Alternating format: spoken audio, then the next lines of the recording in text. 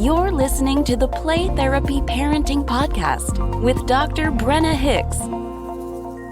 Hi, I'm Dr. Brenna Hicks, the Kid Counselor. This is the Play Therapy Parenting Podcast where I give you insight, awareness, and enlightenment about your parenting and your relationship with your kids. In today's episode, we are doing practical application of the second pillar, which is choice giving. We covered the skill itself several weeks back, and now we're in a part of the curriculum where I'm actually helping you understand what it looks like on a day-to-day basis with your kids. And obviously being able to take the skill and learn how to apply it in an effective and practical way. So we are going to do a deep dive kind of into how we would implement choice giving in the real world situations with our kids so that we get the benefit of their self-esteem build, we get the benefit of their self-control development, and the reduction in power struggles. So we're going to kind of unpack the choice giving pillar, but in context of what does this look like moment by moment when we're going throughout our day in our parenting capacity and figuring out what to do to provide choices to our kids so that they are practicing making those decisions, practicing accepting ownership of those choices, and learning to self-control along the way. The path to calm, confident, and in control parenting starts now.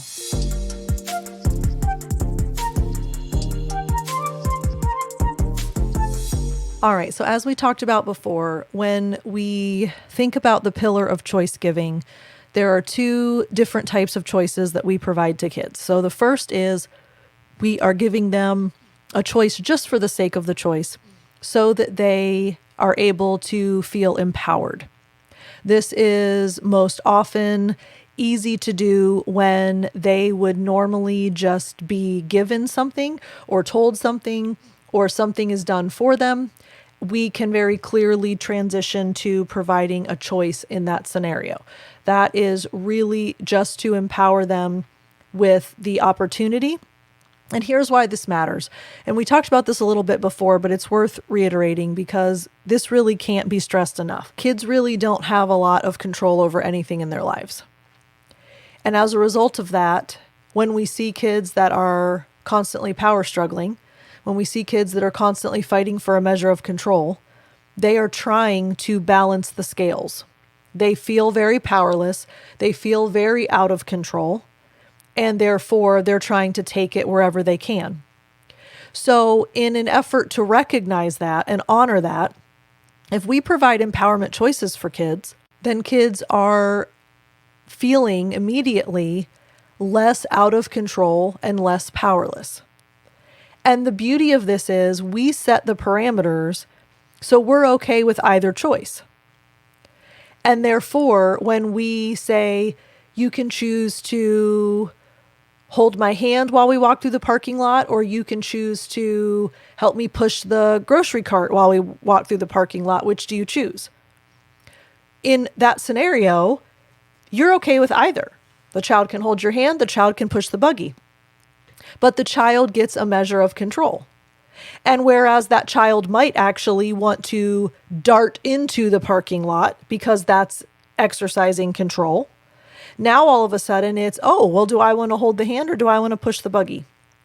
So when we give empowerment choices, we are setting parameters. We are providing the context of the choice, and we're okay with either one. And this really is the beauty of choice giving, because often a lot of parents question the idea of giving kids power and control.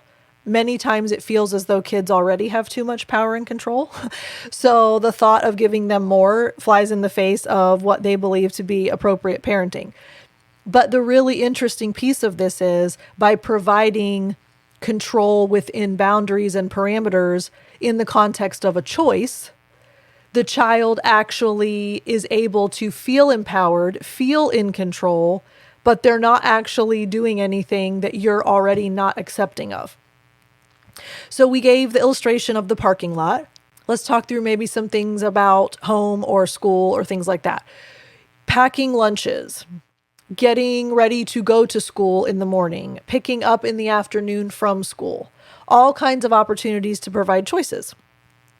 So they can choose what they wear. They can choose what they have in their lunch. They can choose what they have for breakfast. They can choose where they sit in the vehicle on the way to or from school. They can choose what music they listen to in the vehicle. So all of these are empowerment choices that are really just to give the child that control. You don't really care. I mean, honestly, we do care, right? Like, who wants to listen to Frozen and who wants to listen to Kid Bop? But once we decide, you know what, it's a short car ride and this would be an opportunity for my child to have a measure of control before they go to school, I'm going to suffer through Frozen or Kid Bop. Then you offer that as a choice. Child chooses and feels empowered. Win-win. Let's talk through some options at home. Child struggles to get homework done. So you can choose to do homework right now, or you can choose to do homework in 10 minutes. Child does not like to eat dinner, very picky, only wants chicken nuggets and peanut butter and jelly sandwiches. Do you know how often I've heard that, by the way? That's why I'm using that as an example. My kid will only eat chicken nuggets, macaroni and cheese, and peanut butter and jelly sandwiches. All right, so if that's your child, or something along the lines of that child, then you provide options that you are okay with, that the child would also be okay with, maybe not the child's favorite, but there's ownership in the choice. So the very nature of making a choice means that the child will be more likely to comply with the choice. So if the child sort of likes mandarin oranges and sort of likes grapes, and you really would like them to have something healthy instead of mac and cheese, then you would provide the choice of mandarin oranges or grapes with dinner. Notice you're okay with both. Child kind of likes both. Therefore, when the child chooses grapes, the child is much more likely to actually eat the grapes because they had control over the choice that was made. And therefore, they own the outcome of that choice. So as you can see, as we provide choices to kids for empowerment, we are constantly communicating to them, you have control. You have power. You don't have to fight so hard for it. We don't always have to be in a power struggle. We don't always have to be fighting each other. I consistently provide you with choices, and therefore that provides you with opportunities to feel in control and feel like you have power. And that becomes the antidote. Kids really are not given by any adult in their life any opportunities to be in charge, which is why the child-centered play therapy model is so effective. Because when the child comes into the playroom, they are given the opportunity to be in charge. That's revolutionary to a child. They're not in charge anywhere ever for any reason. Therefore, as we are constantly giving empowerment choices, it evens the scales a little bit. Now, I want to briefly talk about enforcement choices because this will actually tie into next week, which will be the limit setting practical application. So often, once we've set a limit, we provide enforcement choices.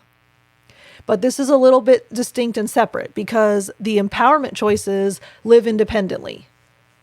You can choose mandarin oranges with dinner or you can choose grapes with dinner. Which do you choose? That is a standalone choice, not connected to anything else. The enforcement choices are connected to the limit that is set. So you would really like to go outside and play right now, but it's time for dinner.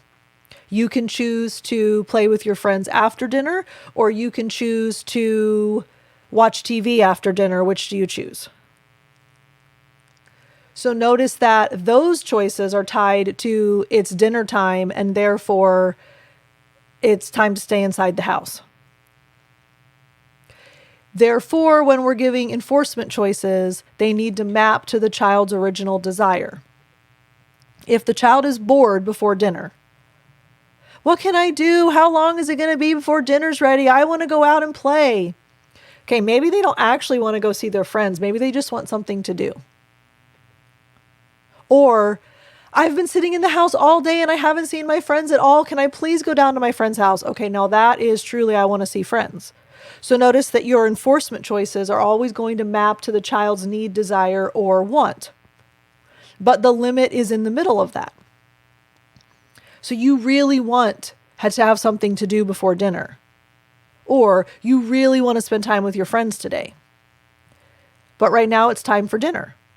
And then the choices that are provided allow for the child's need to be met. So you can choose to see your friends right after dinner, or you can choose to see your friends tomorrow since it's the weekend. That would be the seeing friends need. If it's I'm bored, you can choose to read a book right now, or you can choose to do a puzzle right now until dinner's ready. Which do you choose? Keep in mind that as you're using these enforcement and empowerment choices, the word choose is necessary. If you say you can read a book or you can do a puzzle until dinner's ready, if the word choose isn't in there 3 times, it loses all effectiveness because it's no longer a choice. And it has to be very clear that the child has power, has to be very clear that the child is making the decision.